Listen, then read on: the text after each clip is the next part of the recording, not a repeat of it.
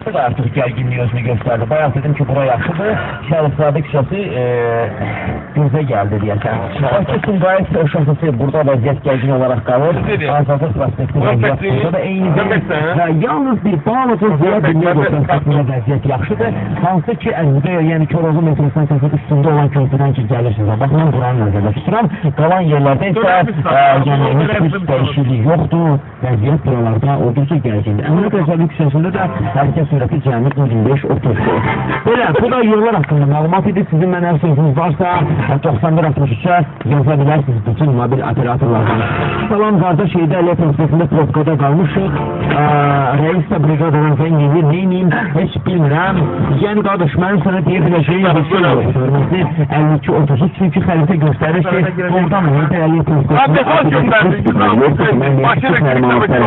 çıxma bu plan tərəfə bütün yerlər burada vəziyyət belədir. Sadəcə səbirli olmaq. Vəssalam.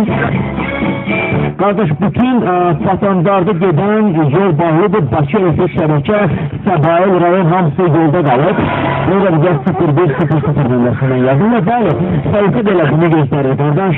Yəni mən sizə yalnız deyə biləcəyim